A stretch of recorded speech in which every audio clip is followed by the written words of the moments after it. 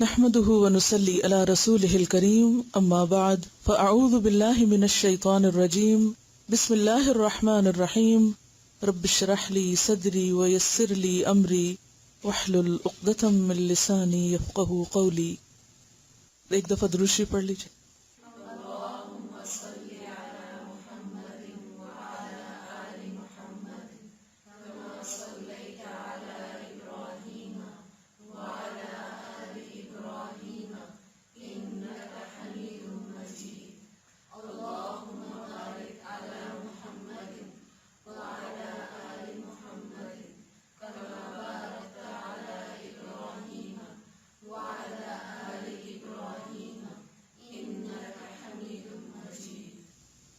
کیوں پڑھ رہے ہیں درود شریف؟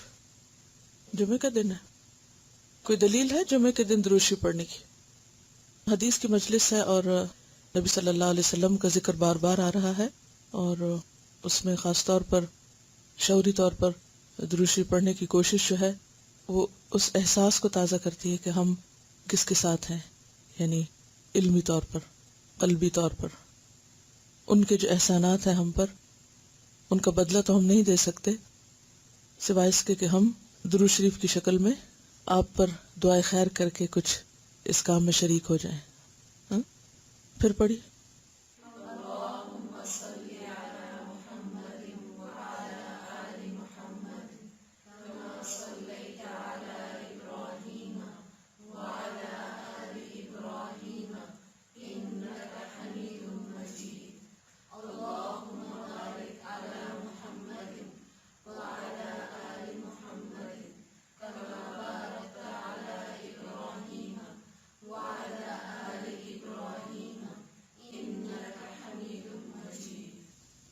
کیا سبجیکٹ پڑھ رہے ہیں؟ حسن اخلاق. دعا مانگی.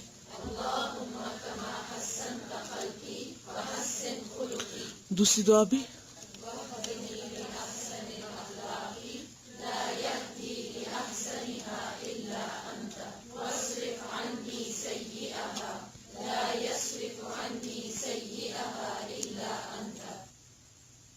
ہمارا آج کا موضوع انشاءاللہ الکلام ہی ہے اور گزشتہ ہفتے ہم نے جو احادیث پڑھی تھی اگلی حدیث سے ہم آج کی گفتگو کا آغاز کریں گے انشاءاللہ. حدیث نمبر 48 سے. ان عائشہ قالت كان كلام رسول الله صلی اللہ علیہ وسلم كلاما فصلا يفهمه كل من سمعه لم يكن يسرد سردا. رواہ ابو داؤد. آپ کے ہاں جو روایت لکھی ہوئی ہے اس میں آخری حصہ نہیں ہے. جب میں آج اس کو دوبارہ پڑھ رہی تھی تو یہ حصہ بھی مجھے ملا تو آپ اس کو شامل کر لیں. یہ ابو داؤد ہی کی روایت ہے. لم یکن یسرد سردن، سردی لکھتے ہیں نا آپ لفظ، بس اسی سے ہے، سین رے دال سے. لم یکن یسرد سردن. ان عائشہ، حضرت عائشہ رضی اللہ تعالی عنہا سے روایت ہے.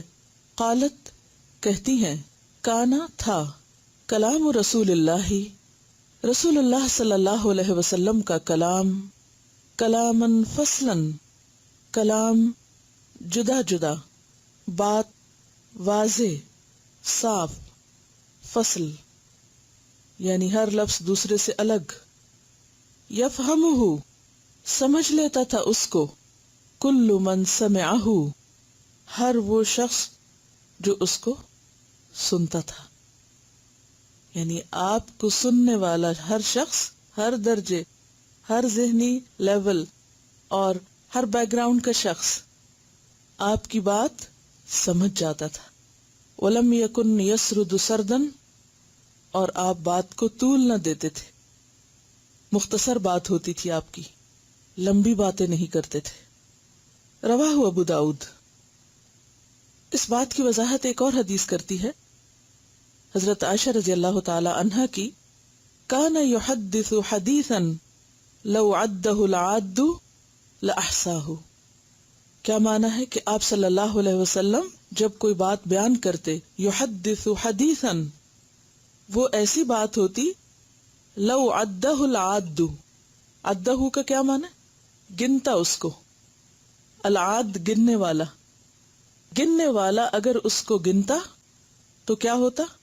لعدہ، اس کو گن سکتا تھا کہ آپ نے ایک موقع پر کتنے الفاظ پر مبنی بات کی ہے. ہم اپنا جائزہ لیں. کیا خیال ہے؟ کتنا زائد بولتے ہیں، کتنا فالتو. حضرت عائشہ ہی روایت کرتی ہیں. اصل میں یہ روایت ایک طویل روایت کا کچھ حصہ ہے کہ ایک شخص آیا اور آپ کے حجرے کے باہر بیٹھ کر نبی صلی اللہ علیہ وسلم کی کچھ باتیں بیان کرنے لگا. حضرت عائشہ اس وقت نوافل پڑھ رہی تھی. کہتی کہ کنت اسبح تسبیح کر رہی تھی، اور تسبیح کا مطلب یہاں تسبیح پکڑ کے تسبیح کرنا نہیں بلکہ نماز پڑھنا ہے، یعنی نماز نفل وغیرہ پڑھنی تھی. تو وہ اس شخص کو کچھ سمجھا نہ سکی. اس سے پہلے کہ وہ اس سے بات کرتی وہ جا چکا تھا. اب ظاہر ہے کہ اس کی باتیں دوسرے لوگوں نے سنی، تو اس موقع پر حضرت عائشہ بس اتنی بات کرتی ہیں کہ ان رسول اللہ صلی اللہ علیہ وسلم لم یکن یسرد الحدیث کسردکم، کہ آپ صلی اللہ علیہ وسلم تم لوگوں جیسی لمبی لمبی باتیں نہیں کیا کرتے تھے. یعنی تم ان کے کیسے فالوورز ہو، کیسے اتباع کرنے والے ہو کہ آپ کے کلام میں طوالت نہیں ہوتی تھی. کیونکہ کسی بھی بات میں زیادہ طوالت، لمبی بات کا اثر بھی کھو دیتی ہے، اور اس کے ساتھ ساتھ دوسروں کے اوپر بوجھ بھی بن جاتی ہے. دوسرے کو سمجھنے اور سیکھنے میں بھی مشکل پیدا ہوتی ہے. کیونکہ آپ صلی اللہ علیہ وسلم ایک معلم تھے. انما بعثت معلما، اور معلم کا کام کیا ہوتا ہے کہ وہ دوسرے کو جو سکھانا ہے سکھا دے. اور آپ سب جانتے ہیں کہ اس دور میں کاغذ قلم نہیں تھے، لکھنے پڑھنے کی سہولتیں نہیں تھی، لکھی ہوئی چیزیں نہیں ملتی تھی، ریکارڈڈ چیزیں نہیں ملتی تھی. لوگ جو کچھ سیکھتے سنتے وہ ایک ہی بار انہیں سننا ہوتا، یا 2 بار یا 3 بار، تو سن کر انہیں یاد بھی کرنا ہوتا تھا. کیونکہ آپ کی باتیں کوئی عام باتیں تو نہیں تھی. اگر آپ ہم جیسی طویل باتیں کرتے تو انہیں کون یاد رکھ سکتا، اور اگر یاد نہ رکھ سکتے تو پھر ہم تک وہ سب کچھ کیسے پہنچتا. اور اگر کسی طریقے سے پہنچ بھی جاتا تو آج کے مصروف ترین دور میں ساری سہولتوں کے باوجود کس کے پاس وقت ہوتا کہ ان کو پڑھ سکتا یا سیکھ سکتا یا جان سکتا. آج بھی ہم میں سے کتنے لوگ نبی صلی اللہ علیہ وسلم کی ہوئی باتیں ساری جانتے ہوں؟ کتنی معلوم ہے؟ سوچئے کتنے فیصد. مختصر ترین کلام کے باوجود حدیث نبی صلی اللہ علیہ وسلم کا کتنے فیصد حصہ ہم جانتے ہیں؟ نہیں جانتے. تو اگر وہ طویل ہوتا تو اور زیادہ مشکل ہو جاتی. حضرت جابر کہتے ہیں، یہ آپ کے صحابہ ہیں، آپ کے ساتھی ہیں جو آپ کی گفتگو کے بارے میں آگے لوگوں کو بتاتے ہیں. حضرت جابر کہتے ہیں، کان فی کلام النبی صلی اللہ علیہ وسلم ترتیل او ترسیل. کان فی کلامہ ترتیل او ترسیل. کیا معنی؟ ترتیل کا کیا معنی؟ ٹھہر ٹھہر کے کسی چیز کو پڑھنا، اور نہ صرف یہ کہ ٹھہر ٹھہر کے پڑھنا بلکہ ہر لفظ کو واضح کر کے ادا کرنا، اس کی حرکات اور اس کے مخارج کے ساتھ، یعنی پوری طرح واضح بھی کرنا اور آہستہ بھی بات کرنا. ترتیل کا معنی تأنی بھی ہوتا ہے، تمہل بھی ہوتا ہے. تأنی کا مطلب ہوتا ہے ٹائم لے کے بات کرنا، ٹھہر ٹھہر کے بات کرنا، اور حروف اور حرکات کو واضح کر کے بات کرنا. کیسے؟ ٹھہر کے بات کرنا اور حروف اور حرکات کو واضح کر کے بات کرنا. یہ تھا آپ صلی اللہ علیہ وسلم کا کلام. اور اس حدیث میں بھی کیا آتا ہے؟ کان کلام رسول اللہ صلی اللہ علیہ وسلم کلاما فصلا یفہمہ کل من سمعہ. اب ذرا اپنا جائزہ لیتے ہیں ہم. اپنے آپ سے پوچھئے، کیا میں واقعی اس انداز میں بات کرتی ہوں کہ بات دوسرے کو سمجھ آ جائے؟ کیا ہم اس کی شعوری کوشش کرتے ہیں؟ اور آپ کو معلوم ہے کہ جب کمیونیکیشن درست نہیں ہوتی تو سارے جھگڑے پیدا ہوتے ہیں، ساری مشکلات پیدا ہوتی ہیں. ہم جب کہنا کچھ چاہتے ہیں کہتے کچھ اور ہیں، یا واضح طور پر نہیں کہتے تو سننے والا بھی اس کو درست نہیں سمجھتا. جب آپ کہنا کچھ اور چاہ رہے ہیں اور سننے والا اس کو کچھ اور سمجھ رہا ہے تو یہیں سے ایک اختلاف پیدا ہو جائے گا، یہیں سے مشکل پیدا ہو جائے گی، اور پھر وہ ملٹی پلائی ہو سکتی ہے، اور اس سے پھر تعلقات بھی خراب ہوتے ہیں، اور اس سے پھر بات کا بتنگڑ بن جاتا ہے، بات کچھ سے کچھ بن جاتی ہے، اور پھر ہم اس الجھی ہوئی چیزوں کو سلجھانے میں آدھی زندگی گزار دیتے ہیں۔ ہماری زندگی کا ایک بڑا حصہ محض مس انڈرسٹینڈنگز کو دور کرنے میں گزر جاتا ہے۔ تو کیا یہ بہتر نہیں کہ پہلے ہی درجے پر کوشش کی جائے کہ مس انڈرسٹینڈنگ پیدا نہ ہو؟ اور اس کے لیے بہتر کیا ہے کہ بات اس انداز میں کریں کہ دوسرے کو سمجھ آئے، اور خاص طور پر اس حدیث میں کل من، ہر ایک سمجھتا تھا، ہر ایک سمجھتا تھا۔ ہماری بات اگر چند لوگ سمجھ بھی جائیں تو دوسرے نہیں سمجھ پاتے، کیونکہ ہم رعایت نہیں کرتے، دوسرے کی کیئر نہیں کرتے، دوسرے کا خیال نہیں رکھتے۔ فکر ہے ہمیں تو صرف اپنی ہے، دوسروں کے لیے جینا تو سیکھا نہیں۔ اور گفتگو ایک ایسی چیز ہے جو ہم سب سے زیادہ دوسروں سے کرتے ہیں، کسی کے لیے کچھ کریں یا نہ کریں، باتیں ضرور کر لیتے، اور اگر باتیں بھی ایسی ہوں کہ جو دوسرے کو فائدہ نہ دیں تو ہم نے اپنی زندگی سے دوسروں کو کیا فائدہ پہنچایا، کیا دیا کسی کو۔ اگلی حدیث دیکھیے، عن انس عن النبی صلی اللہ علیہ وسلم انہ کان اذا تکلم بکلمۃ اعادها ثلاثا حتى تفهم واذا اتى على قوم فسلم عليهم سلم عليهم ثلاثا۔ عن انس رضی اللہ عنہ سے روایت ہے، عن النبی صلی اللہ علیہ وسلم، نبی صلی اللہ علیہ وسلم سے، انہو بے شک آپ، کانا تھے، اذا تکلم جب کلام کرتے، بات کرتے، بکلمتن کوئی بات، اعادہا دہراتے اس کو، لوٹاتے اس کو، ثلاثاً تین بار، حتی یہاں تک کہ تفہم سمجھ لیا جاتا، یعنی تین بار تک آپ اس کو ریپیٹ کرتے یہاں تک کہ آپ کی بات دوسروں کو سمجھ آ جاتی۔ اس سے مراد یہ نہیں کہ ہر بات ہی آپ تین بار بولتے تھے، اس سے مراد یہ کہ جو اہم باتیں ہوتی، یا جب آپ یہ محسوس کرتے کہ دوسرا شخص بات سننے میں مشکل محسوس کر رہا ہے تو اس کو تین بار دہراتے۔ اسی طرح وَإِذَا أَتَى عَلَى قَوْمٍ جب آپ کسی قوم کے پاس آتے، فَسَلَّمَ عَلَيْهِمْ پھر آپ ان کو سلام کرتے، سلم علیہم ثلاثاً تو آپ ان پر تین بار سلام کرتے۔ سورۃ نور کی تفسیر میں ہم پڑھ چکے ہیں کہ آپ جب کسی کے ہاں ملاقات کے لیے جاتے تو تین بار سلام کرتے۔ کیوں؟ کہ اگر ایک بار نہیں سنا تو دوسری بار نہیں تو تیسری بار، اور اگر جواب نہ ملتا تو واپس لوٹ آتے، جیسا کہ قرآن پاک میں آتا ہے کہ وَإِذَا قِيلَ لَكُمُ ارْجِعُوا فَارْجِعُوا، زبان حال سے کوئی کہے یا زبان قال سے کہے۔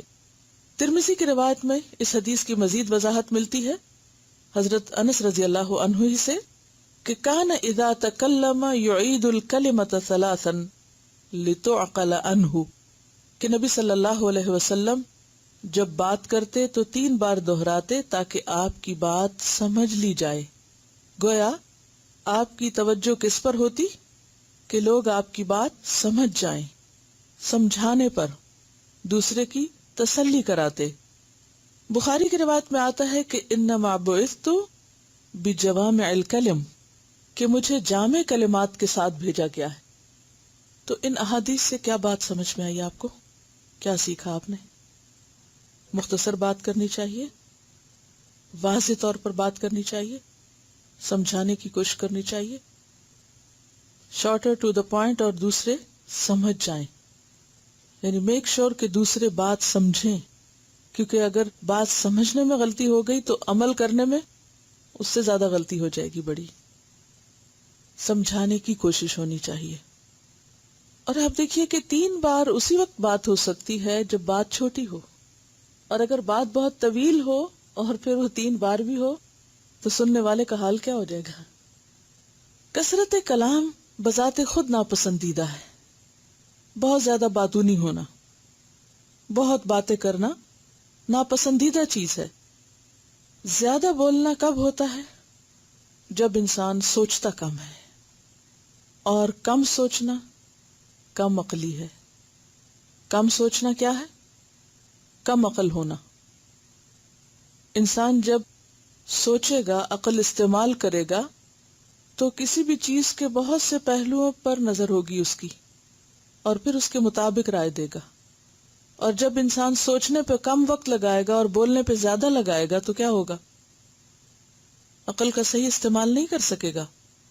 اس کا ایک اور نقصان یہ ہوتا ہے کہ جو شخص زیادہ بولتا ہے وہ زیادہ سیکھ نہیں سکتا، کیونکہ وہ دوسروں سے لے نہیں رہا ہوتا، سننے پہ وقت نہیں لگاتا، اور جب اسے سنایا جا رہا ہوتا ہے تو اس کا دھیان سننے پہ نہیں ہوتا، لینے پہ نہیں ہوتا۔ کس پہ ہوتا ہے؟ بولنے پہ ہوتا ہے۔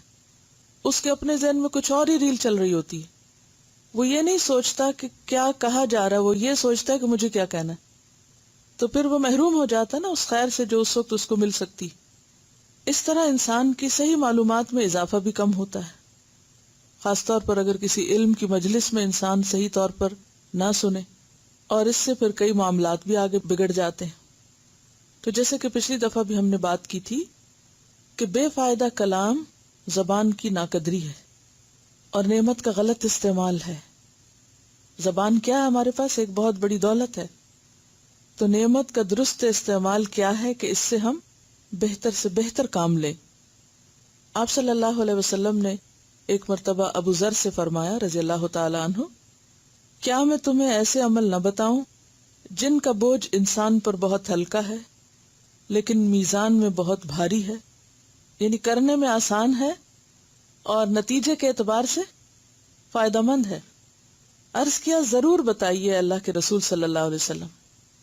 فرمایا علیک بحسن الخلق وطول الصمت، علیک بحسن الخلق، تم پہ لازم ہے حسن اخلاق، وطول الصمت، اور طویل خاموشی، زیادہ وقت کے لیے خاموشی اختیار کرنا۔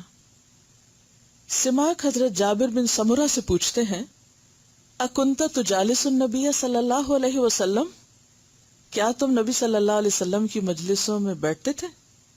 تم ہوتے تھے وہاں؟ کیسی ہوتی تھی آپ کی مجلس؟ اگر آج ہمیں کوئی صحابی مل جائے تو ہم کیا کریں گے؟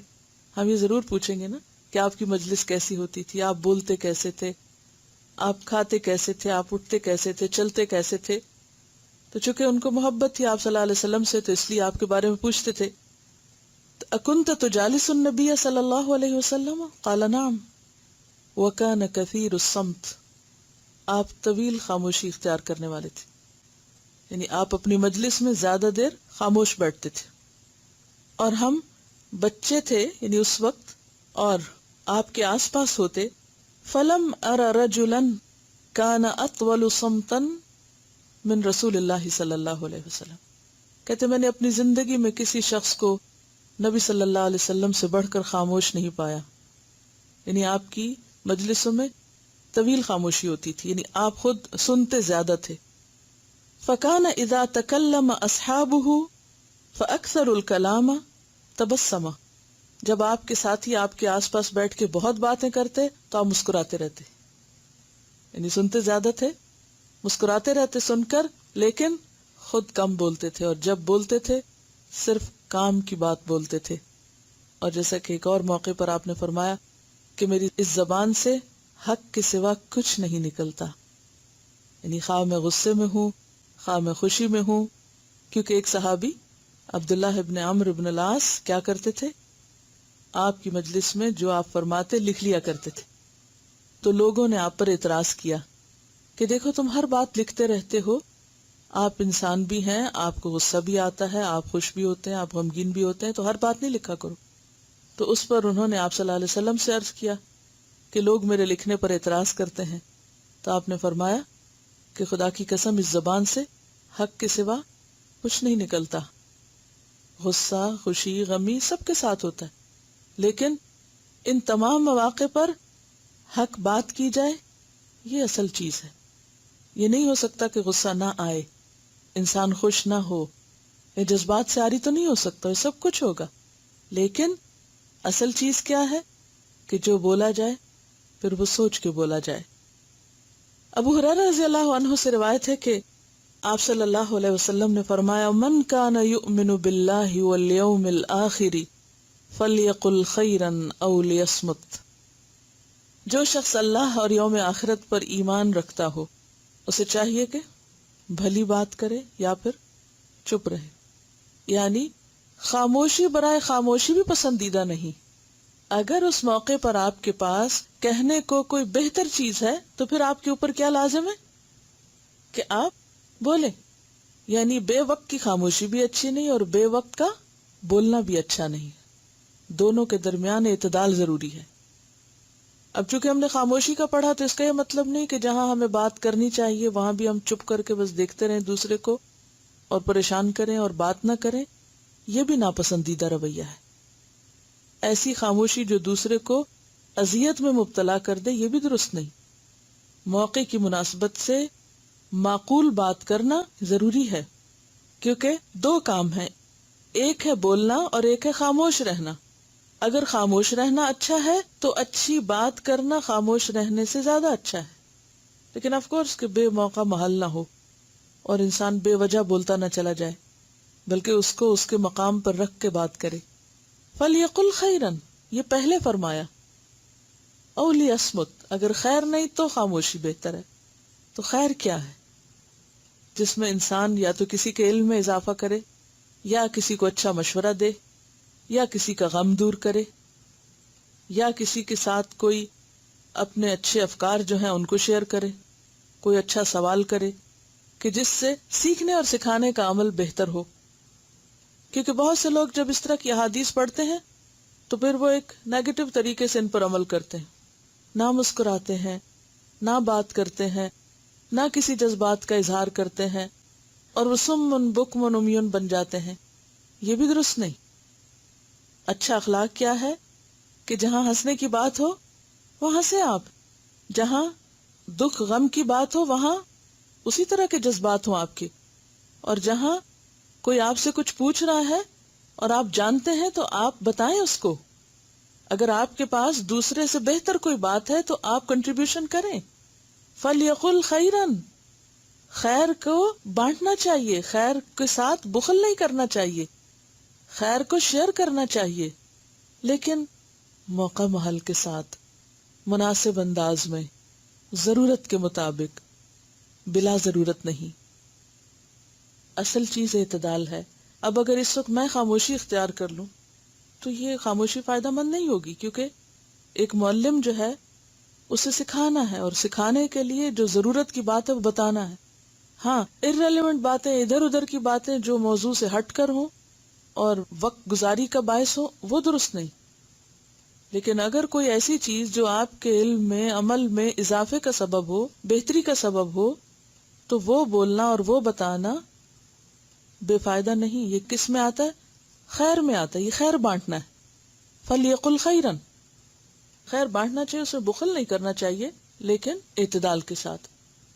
اصل میں سمجھداری کیا ہے کہ جہاں بولنے کی ضرورت ہو وہاں بولا جائے، اور جہاں خاموشی کی ضرورت ہو وہاں خاموش رہا جائے، خود بھی بولا جائے اور دوسرے کو بھی بولنے کا موقع دیا جائے. مشکل کہاں ہوتی ہے کہ جب آپ صرف اپنی سناتے جاتے ہیں اور دوسرے کو بات کرنے کا موقع نہیں دیتے. موقع کی مناسبت سے بامقصد گفتگو ہونی چاہیے. جو شخص زیادہ بولتا ہے وہ سیکھ نہیں سکتا.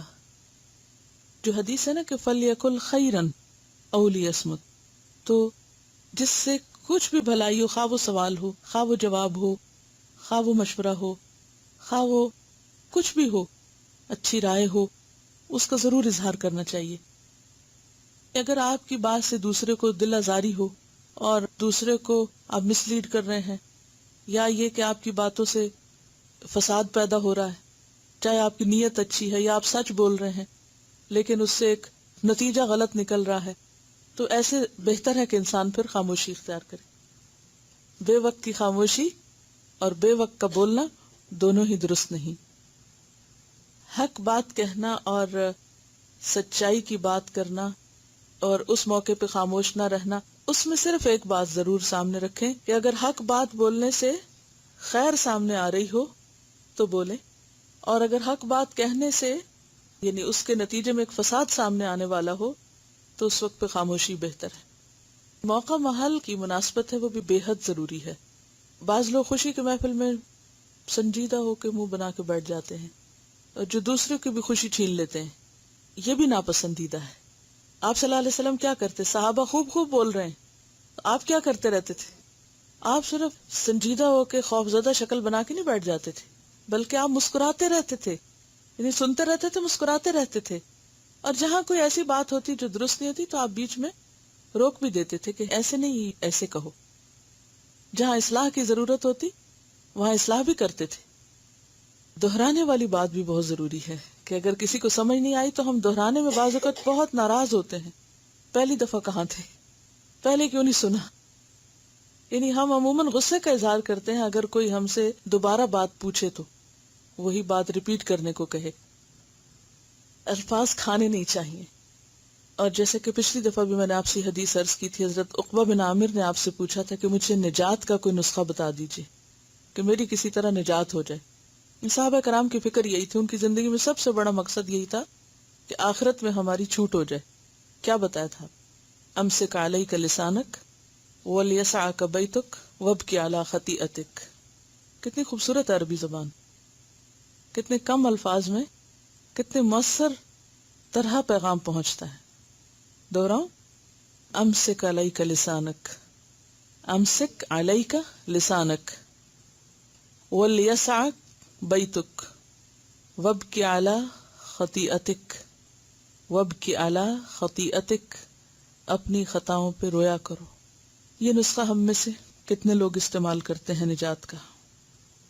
ہماری توجہ زیادہ تر گھر سے باہر کے معاملات پر ہوتی. دنیا بھر کی سیاست پر گفتگو کرنا ہم فرض سمجھتے ہیں. اپنی غلطی نظر نہیں آتی، اور اگر نظر ہی نہیں آتی تو روئیں گے کہاں سے؟ سوچیے اپنے بارے میں، سیلف انالیسس کے لیے ایک کوشچن لکھیے کہ میں زندگی میں کتنی بار، چلیے زندگی تو بہت لمبی ہو جائے گی، ہفتے میں کتنی بار اپنی غلطی پہ روتی ہوں؟ ایک ہفتے میں کتنی بار میں اپنی غلطی پر روتی ہوں؟ کیونکہ یہ تو ہو نہیں سکتا نا کہ پورے ہفتے میں کوئی ہم غلطی کرے ہی نہ. ہو سکتا ہے؟ ہم میں سے کوئی یہ دعویٰ نہیں کر سکتا کہ میں ہفتہ بھر کوئی غلطی نہیں کر سکتی، یا میں نے آج کے دن کوئی غلطی کی نہیں. کوئی کہہ سکتا ہے؟ کوئی بھی نہیں کہہ سکتا. نہ میں کہہ سکتی ہوں نہ آپ کہہ سکتے. کوئی نہیں کہہ سکتا کہ میں نے آج دن بھر کوئی غلطی نہیں کی یا میں نے ہفتہ بھر کوئی غلطی نہیں کی. اگر ہم ہر روز غلطی کرتے ہیں اور ہر ہفتے میں کئی غلطیاں کرتے ہیں تو ان کے اوپر رونے کا تناسب کیا ہے؟ زیرو. اس کا تو وقت ہی نہیں ہے. اور یہ بات عورتوں سے نہیں، مردوں سے آپ نے کہی تھی، اور عورتیں بھی اس میں شامل ہیں. کیونکہ مردوں کے لیے تو عام طور پر رونا کیا سمجھا جاتا ہے؟ معیوب سمجھا جاتا ہے کہ مرد تو نہیں روتے. اپنی غلطی پر رونا، ہم رونے کی کئی باتوں پہ رو لیتے ہیں، لیکن اپنی خطا پہ رونا کہ میں خطا کار ہوں، میں غلط ہوں، اور سچے دل سے رونا اور واقعی رونا، یہی تو اصلاح کا نسخہ ہے. اور اسی اصلاح سے تو نجات ہوتی ہے. حضرت عبداللہ بن مسعود نے ایک دفعہ آپ سے پوچھا تھا کہ سب سے اچھا عمل کیا ہے؟ تو آپ نے فرمایا وقت پہ نماز پڑھنا. پھر انہوں نے پوچھا اس کے بعد؟ فرمایا تمہاری زبان سے لوگ سلامت رہیں. یہ بہت بڑا ہتھیار ہے نا. کلمہ کا کیا معنی ہوتا ہے؟ زخمی کرنا. یعنی ایسی باتیں نہ کرو کہ جس سے لوگ زخمی ہوں، لوگ سلامت رہیں. اگلی حدیث پڑھتے ہیں. عن محمد ابن المنکدر، بولیے کیا لفظ صحیح ہے؟ آخر میں آ کے واضح کیوں نہیں رہے آپ؟ بولیے. جی، عن محمد ابن المنکدر، منکدر، منکدر نام ہے، ٹھیک ہے. قال سمعت جابرا رضی اللہ عنہ یقول اتيت النبي صلى الله عليه وسلم في دين كان على أبي فدققت الباب فقال من ذا فقلت أنا فقال أنا كأنه كرهها. رواه البخاري کتاب الادب. عن محمد بن المنکدر، محمد بن منکدر سے روایت ہے. قال کہتے ہیں سمعت جابرا، میں نے جابر سے سنا، رضی اللہ عنہ. اتیتو میں آیا، النبی نبی صلی اللہ علیہ وسلم کے پاس، فی دین، قرض کے معاملے میں، کان علی ابی، جو میرے باپ پر تھا، ان کے والد شہید ہو گئے تھے اور ان پر کچھ قرض تھا. فدققت الباب، میں نے دروازہ کھٹکھٹایا. فقال، تو آپ نے فرمایا یا پوچھا، من ذا، کون ہے؟ فقلت انا، پس میں نے کہا میں. فقال انا، آپ نے فرمایا انا کیا ہوتا ہے، میں کیا ہوتا ہے؟ کأنہ، گویا کہ آپ نے کرہہا، اس کو ناپسند کیا. رواہ البخاری. آپ صلی اللہ علیہ وسلم نے گھر میں آنے والے کی اجازت لینے کے انداز کو ناپسند کیا اور اس کی اصلاح کی. میں سوچتی ہوں صحابہ کرام کا اخلاق اور ان کے کردار کی عظمت. حدیث روایت کر رہے ہیں اور حدیث میں اپنی غلطی بتا رہے ہیں، اور پھر وہ روایت در روایت ہوتی چلی جا رہی ہے تاکہ وہ سب لوگوں کی اصلاح کا ذریعہ بن جائے. کیا ہم اتنی ہمت رکھتے کہ اگر ہم نے کہیں کوئی غلطی کی ہو اور کسی نے ہماری اصلاح کی ہو اور پھر ہم کہیں بھری مجلس میں بیٹھ کے یہ کہیں کہ فلاں موقع پر میں نے یہ غلطی کی اور فلاں نے میری یوں اصلاح کی؟ سوچئے کتنی جرت کی بات ہے نا. اسی کا نام اخلاق ہے. کسی کمپلیکس کا شکار نہیں تھے، واضح تھے، صاف تھے، دل کے بھی صاف، قول کے بھی صاف، اور انہیں اس بات سے کوئی شرمندگی نہیں تھی. اپنی ذات سے دوسروں کو بھی سکھایا کہ میں نے ایسا کیا اور آپ نے یہ فرمایا اور آپ نے اس کو ناپسند کیا. گویا وہ عمل جو آپ نے حضرت جابر کے بارے میں ناپسند کیا، حضرت جابر خود اس کو آگے بتا رہے ہیں تاکہ کوئی ایسا اور نہ کرے. اور اس سے سیکھنے کی بات یہ پتہ چلتی ہے کہ گفتگو یا کمیونیکیشن جو ہے وہ واضح ہونی چاہیے، اور اتنی واضح الفاظ اور الفاظ کے چناؤ کے اعتبار سے کہ دوسرا شخص بات پوری سمجھ جائے. اس انداز میں کوئی بات نہیں کرنی چاہیے کہ دوسرا ایک حیرانی اور پریشانی میں رہ جائے. مثلا ٹیلی فون پر اپنا نام نہیں بتانا اور کہنا اچھا آپ نے پہچانا ہی نہیں، یا دروازے پہ آ کے نام نہیں بتانا، یا یہ کہ ملاقات کے وقت اپنے آپ کو انٹروڈیوس نہ کرانا اور دوسرے سے توقع رکھنا کہ اچھا پہچانے آپ، یعنی دوسرے کا امتحان لینا اور اس کو وہاں لیٹ ڈاؤن کرنا، شرمندہ کرنا. یہ بھی شرمندہ کرنے میں آتا ہے نا. کیا اچھا تو پہچانا ہی نہیں، اتنی جلدی بھول گئے. یعنی سامنے والے کو مشکل میں ڈالنا، ایسی چیزیں جو ہے یہ بھی ناپسندیدہ ہے، کیونکہ دوسرا شخص اس وقت امبیرسمنٹ میں کچھ بھی کر نہیں سکتا. وہ کرے تو کرے کیا، سوائے اس کے کہ یہ کہے کہ میں خطا کار ہوں. وہ ایک لمبی بات شروع ہو جاتی. اگر کوئی شخص سلام کر کے نام بولے کہ میں فلاں بول رہا ہوں اور مجھے فلاں سے بات کرنی، اکثر میسیجز جو ہوتے ہیں مثلا ریکارڈڈ میسیجز، اس میں کیا ہوتا ہے کہ بعض اوقات لوگ یہ ضرور کہتے ہیں کہ ہم نے اتنی دفعہ فون کیا، آپ ملتے نہیں یا بات نہیں ہو رہی آپ سے، تو پلیز ہمیں کال کر لیں. کہاں کال کریں؟ نمبر بھی نہیں چھوڑتے، اور پھر اگلی دفعہ پھر فون کریں گے اور کہیں گے کہ ہم نے فون کیا تھا اور آپ نے کال بیک بھی نہیں کیا. کہاں کال کریں؟ نام تک نہیں بتایا، کام بھی نہیں بتایا. اب قصور اپنا ہے لیکن اعتراض سارا دوسرے پر ہوگا. یہ رویہ بھی درست نہیں ہوتا. ہمیں یہ دیکھنا چاہیے کہ کہاں ہم میں کمی رہ گئی. یعنی اگر دوسرے نے کوئی چیز نہیں لوٹائی یا کوئی بات نہیں کی، اور پھر بعض اوقات متضاد بات کرتے ہیں. ایک دفعہ کہیں گے کہ ہم آپ کو خود کال کر لیں گے، اسی میں آخر میں ہوگا آپ کال کر لیں ہمیں. اب یہ نہیں سمجھ آتا کہ ہم کس حکم پر عمل کریں، پہلے پر یا دوسرے پر. تو باتوں کے اندر کنٹرڈکشن ہونا، دوسرے کو واضح نہ کر پانا، یہ نہیں پتا چلنا کہ آپ دوسرے سے کیا چاہتے ہیں. یعنی دوسرے کو یہ بتانا بے حد ضروری ہوتا ہے کہ آپ کی اس سے کیا ایکسپیکٹیشن ہے. اگر آپ اپنی ایکسپیکٹیشن بتا دیں تو دوسرا آپ سے اسی کے مطابق معاملہ کر لے گا. یہاں جو راوی ہیں محمد ابن المنکدر، کون ہوں گے یہ بھلا؟ صرف حدیث کی چین پڑھ کر یہ بتا دیجئے کہ یہ کون ہو سکتے ہیں. تابعی ہیں. کیوں تابعی ہیں؟ تابعی جو صحابی سے روایت کرتے ہیں یا ان سے ملاقات کرتے ہیں، جنہوں نے اپنی زندگی میں کسی صحابی سے ملاقات کی ہو. عروہ بن زبیر کی جب بات پڑھی تھی تو اس میں بھی ہم نے پڑھا تھا. محمد بن المنکدر جو ہیں، ان کی کنیت ابو عبداللہ ہے، اور ان کے والد کا نام بھی عبداللہ تھا.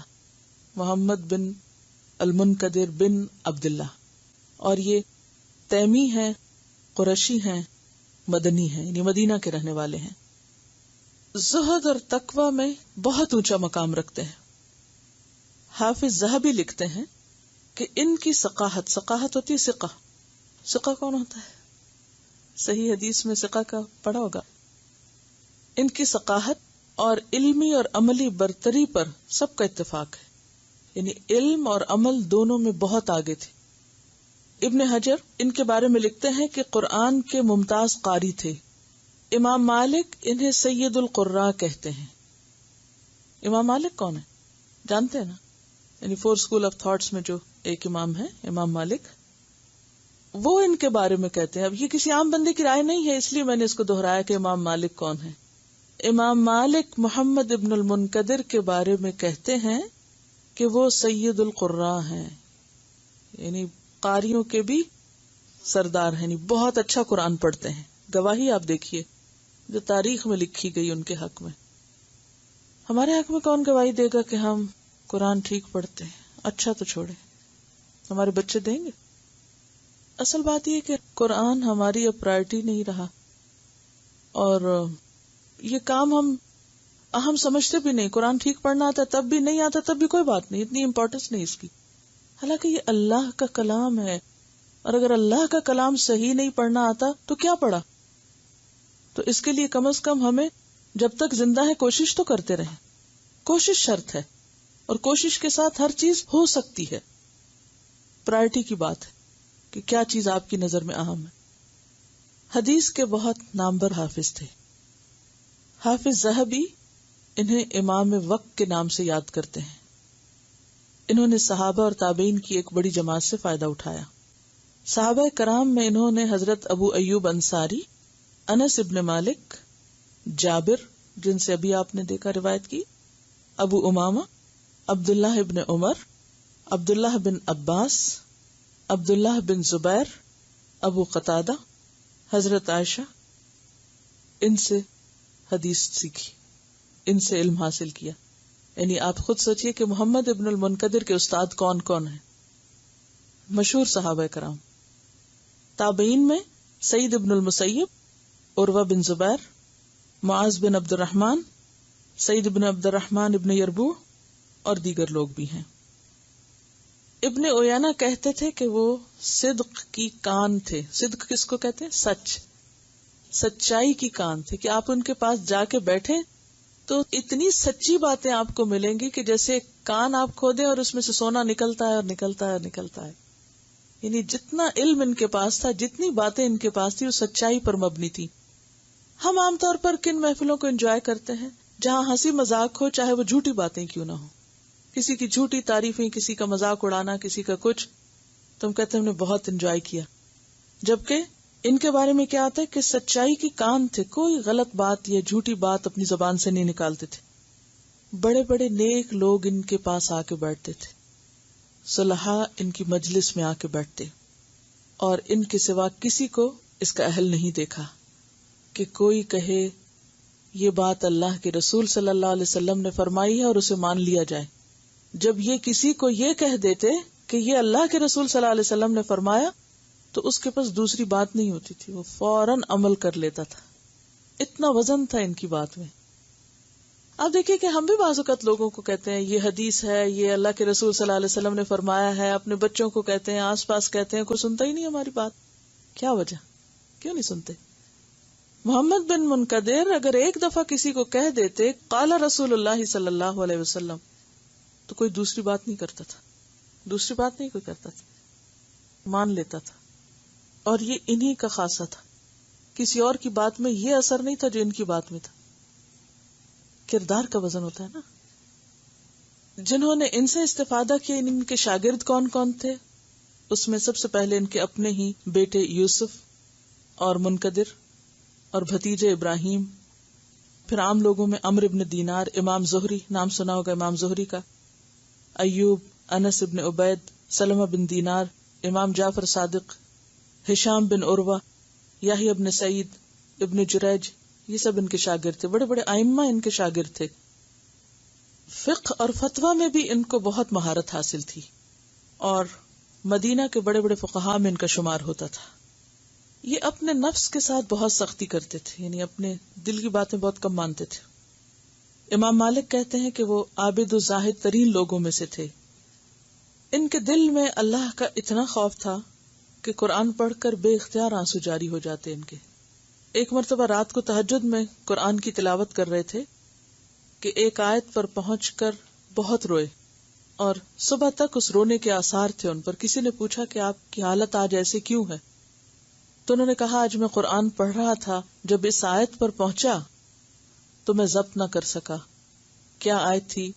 وَبَدَا لَهُم مِّنَ اللَّهِ مَا لَمْ يَكُونُوا يَحْتَسِبُونَ. ان لوگوں کے لیے خدا کی جانب سے ایسی چیز ظاہر ہوگی کہ جس کا وہ گمان بھی نہ کرتے ہوں گے. وَبَدَا لَهُم مِّنَ اللَّهِ مَا لَمْ يَكُونُوا يَحْتَسِبُونَ. اور یہ کب ہوتا ہے؟ کبھی دنیا میں بھی ہو جاتا ہے کہ انسان کے اوپر یکا یک ایسے حالات آتے ہیں کہ جس کا انسان کو گمان بھی نہیں ہوتا. لیکن دنیا تو گزر ہی جاتی ہے. یہ اسے آخرت کے کانٹیکس میں لے رہے تھے کہ مرنے کے بعد اگر انسان پر وہ چیز سامنے آئے کہ جس کا اسے خیال بھی نہ گزرا ہو. دیکھیے ہم سب اپنے بارے میں کتنی خوش فہمیوں کا شکار ہیں یا نہیں؟ تسلی میں ہے نا، اسی لیے تو جو دل چاہتا ہے کرتے ہیں اور جو کرنا چاہیے وہ نہیں کرتے، ہے یا نہیں؟ ہم سب کو کیا تسلی ہے کہ اچھے اچھے فرشتے ہماری جان لینے آئیں گے، ہے نا، جنت میں جائیں گے، قبر بہت اچھی ہوگی ہماری. کیونکہ اگر ہمیں فکر ہو کہ موت کے فرشتے کیسے آئیں گے تو پھر ہمارا حال کیا ہو، پھر ہم کچھ کریں نا. اگر ہمیں فکر ہو کہ قبر میں معلوم نہیں منکر نکیر کیسے آئیں گے، حساب کتاب کیسے ہوگا، ہم بے چین ہو اٹھیں. اگر ہمیں فکر ہو کہ قیامت کے دن ہم کن لوگوں کے ساتھ اٹھیں گے، کیونکہ انسان انہی کے ساتھ ہوگا نا جن سے وہ محبت کرتا ہے، تو ہم بے چین ہو اٹھیں اور ہم واقعی کچھ کرنے لگے. تو اس آیت نے ان کو بہت رلایا، بہت رلایا. وَبَدَا لَهُم مِّنَ اللَّهِ مَا لَمْ يَكُونُوا يَحْتَسِبُونَ. کہ اللہ کی طرف سے ان کے سامنے وہ باتیں آئیں گی کہ جن کا انہیں خیال بھی نہ ہوگا. بعض اوقات کوئی شخص، کوئی سیلیبریٹی فوت ہوتا ہے، اس کے جنازے میں دنیا بھر کے بڑے بڑے رؤساء شامل ہوتے ہیں. جنازے کو زبردست قسم کے تابوت میں رکھا جاتا ہے، سلوٹس دیے جاتے ہیں، جھنڈے ساتھ اٹھائے جاتے ہیں، پریڈ ساتھ ہو رہی ہوتی ہے، معلوم نہیں کس کس سٹائل سے تابوت اٹھتا ہے، رکھا جاتا ہے، سلامیاں ہوتی ہیں، لیکن کچھ خبر نہیں اندر کیا ہو رہا ہے. اس کو کہتے ہیں کہ وہ باہر تو جو ہو رہا ہے اندر والے کو کیا مل رہا ہے. وَبَدَا لَهُم مِّنَ اللَّهِ مَا لَمْ يَكُونُوا يَحْتَسِبُونَ. کہ اس کا احساس بھی نہ ہو کہ اندر کیا ہے. تو اس بات پر ان کی حالت غیر ہو جاتی تھی. اور امام مالک کہتے ہیں کہ حدیث سناتے ہوئے بھی ان کا حال یہی ہوتا تھا. ان کو حج کا بھی بہت شوق تھا، مقروض ہونے کی حالت میں بھی حج کر لیتے جا کے. کسی نے ان پہ بہت اعتراض کیا، کہا کہ آپ کے اوپر قرضے کا بوجھ ہے اور آپ حج کرنے چل پڑے. تو فرمایا کہ حج خود ہی قرض کی ادائیگی میں بہت معین و مددگار ہے، کیونکہ وہ ایک حدیث میں آتا ہے نا کہ فقر اور خستہ حالی کا علاج جو ہے وہ حج کے بعد حج یا عمرے کے بعد عمرہ ہے. فرمایا حج خود قرض کی ادائیگی میں مددگار ہے، یعنی وہاں جائیں گے، دعائیں کریں گے تو اللہ تعالیٰ حالات اچھے کر دیں گے اور قرض بھی اتر جائیں گے. جب حج پہ جاتے تو اکیلے نہ جاتے، یعنی بیوی بچوں کو ساتھ لے کے جاتے. کسی نے پوچھا کہ آپ ایسا کیوں کرتے ہیں، جائیں تو خود جائیں، آپ کو شوق ہے، سب کو کیوں لے جاتے ہیں؟ فرمایا ان کو خدا کے سامنے پیش کرتا ہوں.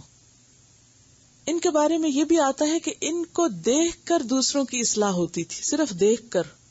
کتنی بڑی کوالٹی ہے نا، ان کو صرف دیکھ کر لوگوں کی اصلاح ہو جاتی تھی. امام مالک کہتے ہیں، امام مالک عام بندہ نہیں، میں آپ نہیں ہیں. امام مالک کہتے ہیں جب میں اپنے دل میں قساوت یعنی سختی محسوس کرتا ہوں یا دل میرا مزمحل سا ہوتا ہے تو میں ان کی مجلس میں جا کے بیٹھ جاتا ہوں، اور اس کا اثر یہ ہوتا کہ کئی دن تک میرا نفس میری نگاہ میں مبغوض رہتا، مجھے اپنا آپ اچھا نہ لگتا. کیونکہ انسان جب کسی اور کے پاس جا کے بیٹھتا ہے تو اس کی باتوں سے، اس کے طرز عمل سے بہت کچھ سیکھتا ہے اور پھر کمپیریزن کرتا ہے کہ میں کیا کرتا ہوں. جب ہمارے سامنے اچھی مثالیں نہیں ہوتی تو پھر ہم اپنے آپ ہی کو بہت کچھ سمجھنے لگتے ہیں، یا نہیں؟ ہمیں سے ہر ایک کے ساتھ یہ ہوتا ہے، ہم اپنے آپ کو بہت چیز سمجھنے لگتے ہیں. جب ہم کسی اپنے سے بہتر انسان کے پاس جا کے بیٹھتے ہیں تو پھر ہمیں خیال آتا ہے کہ اوہ ہم کہاں کھڑے ہیں. ایک قدرتی طور پر اثر ہوتا ہے. تو امام مالک کہتے کہ جب میرے دل میں ایسی چیز ہوتی تو میں ان کی مجلس میں جا کے بیٹھ جاتا, خود کو ان سے کمپیئر کرتا. کسی نے ان سے پوچھا آپ کے نزدیک سب سے افضل عمل کیا ہے, یعنی محمد بن منقدر سے کہ آپ کے نزدیک سب سے اچھا عمل کیا ہے؟ فرمایا مسلمانوں کو خوش کرنا, یعنی دوسروں کی کیئر کرنا. پوچھا سب سے پسندیدہ دنیا کون سی ہے, یعنی دنیا کی سب سے پسندیدہ چیز کیا ہے؟ جواب دیا دوستوں کے ساتھ حسن سلوک. یعنی عام لوگوں سے بھی محبت کرتے تھے, اور سب سے زیادہ ان کے لیے جوائے فل مومنٹس کون سے ہوتے تھے؟ جب یہ اپنے دوستوں کا خیال رکھتے تھے یا دوستوں کی مجلس میں ہوتے. ظاہر ہے کہ صالحین کی مجلس جو ہے یا اچھے دوستوں کی مجلس جو ہے وہ دنیا میں جنت ہے, کہ جہاں انسان اپنے غم بھول جاتا ہے, اپنے دل کی باتیں شیئر کرتا ہے, ایک دوسرے سے سیکھتا ہے, سکھاتا ہے. تو یہ تھے محمد بن المنقدر, جو بہترین کلام کا اور بہترین رویے اور بہترین معاملے کا بہترین نمونہ تھے.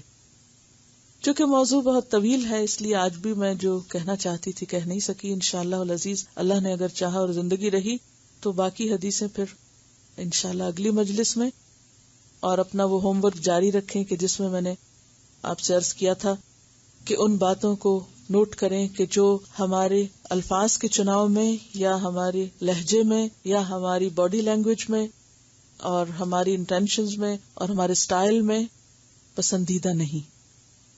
اور اس کے لیے کیا بہتر ہے کہ جب آپ کو کسی کی بات کوئی اچھی نہ لگے تو نوٹ کر لیں, اور پھر آئندہ اپنے ساتھ عہد کریں کہ میں ایسے نہیں کروں گی کسی کے ساتھ. ٹھیک ہے نا؟ ورنہ تو ہمیں یہ نہیں پتا چلتا کہ اچھا کیا ہے برا کیا ہے. جب کوئی ہمارے ساتھ اچھا کرے اس کو بھی لکھ لیں, کسی کی کوئی بات اچھی لگے تو اپنے پاس نوٹ کر لیں, اور پھر اپنے اندر وہ خوبی لانے کی کوشش کریں. اور اگر کسی کی بری لگے تو اس کو بھی نوٹ کر لیں اور اپنے سے وہ نکالنے کی کوشش کریں. ٹھیک ہے؟ تو ہوم ورک آپ کا پچھلا ہی ہے. زبانی یاد کرنے کی حدیث, اگر یہی حدیث آپ لے لیں کہ کان کلام رسول اللہ صلی اللہ علیہ وسلم فصلا یفہمہ کل من سمعہ, تو اس سے کیا فائدہ ہوگا کہ ہم بھی اپنے گفتگو کے انداز کے اوپر مزید نظر رکھیں گے انشاءاللہ. تو آج کی مجلس کے حوالے سے تھوڑا سا دہرا دیں یاد دہانی کے طور پر, کیا پایا آپ نے؟ کوئی اور اگر کچھ ذکر کرنا چاہے. کلام ایسا رکھنا چاہیے یا بات چیت ایسی ہونی چاہیے کہ جس سے ماحول خوشگوار رہے, کھلا رہے, یعنی طبیعت کے اندر ایک گھٹن نہیں پیدا ہو. اور اگر دین پر عمل کرنے کو دل نہ چاہ رہا ہو تو پھر صالحین کی مجلس میں بیٹھا جائے, اچھی مجلسوں میں اچھے دوستوں کے پاس بیٹھا جائے تاکہ ہمارا دل نرم ہو اور دین کی طرف اس کی رغبت ہو. بعض اوقات ہم ایسے لوگوں کی مجلس میں ہوتے ہیں کہ جن کا انداز یا جن کا طریقہ درست نہیں ہوتا تو ہم اس سے انفلوئنس ہو جاتے ہیں, بجائے اس کے کہ ہم ان کو انفلوئنس کریں ان سے غلط باتیں سیکھ لیتے ہیں. تو اس سے بھی پرہیز کرنا چاہیے. میں سوچ رہی تھی کہ محمد بن منقدر جو تھے ان کے نزدیک دنیا میں ایک سب سے خوبصورت چیز یا بہت اچھی چیز ان کے دوست کیوں تھے, کیونکہ دوستوں کے ساتھ انسان ایسا بے تکلف ہوتا ہے نا کہ وہ ہمیں ہماری غلطیاں بھی بتاتے رہتے ہیں, ہمارے ساتھ اچھی باتوں کا تبادلہ خیال بھی کرتے رہتے, کیونکہ انسان اپنے ہم ذوق لوگوں کو دوست بناتا ہے. ایسے لوگوں کو آپ دوست نہیں بنا سکتے کہ جن کے ساتھ آپ کی کوئی انڈرسٹینڈنگ نہ ہو یا آپ کے خیالات ایک جیسے نہ ہو. تو جب آپ اچھے دوست بناتے ہیں تو پھر کیا ہوتا ہے کہ آپ ان کے ساتھ اچھی باتیں بھی شیئر کرتے ہیں, ان کو ان کی غلطیاں بتا سکتے ہیں, ان سے اپنی غلطیاں پوچھ سکتے ہیں, اور دوستوں کی بات بری بھی نہیں لگتی. انشاءاللہ جب آپ شعوری طور پر کانشیسلی کوشش کریں گے کہ آپ دوسروں کی کیئر کر رہے ہیں, دوسروں کے لیے سہولت کر رہے ہیں, تو انشاءاللہ پھر آپ ایفرٹ کریں گے. ہم دنیا میں ہر اچھی چیز کے لیے ایفرٹ کرتے ہیں نا, اپنے لباس میں, اپنے سٹائل میں, اپنی ہر چیز کو بہتر سے بہتر کرنے کی کوشش کرتے ہیں, اپ ٹو ڈیٹ کرتے ہیں. تو انشاءاللہ جب سنت اور سیرت ہم پڑھ رہے ہیں تو اس کی روشنی میں بھی ہم اپنے سٹائل کو کوشش کے ساتھ بہتر کریں گے انشاءاللہ. سبحانک اللہم و بحمدک نشہد ان لا الہ الا انت نستغفرک و نتوب الیک. السلام علیکم و رحمۃ اللہ وبرکاتہ.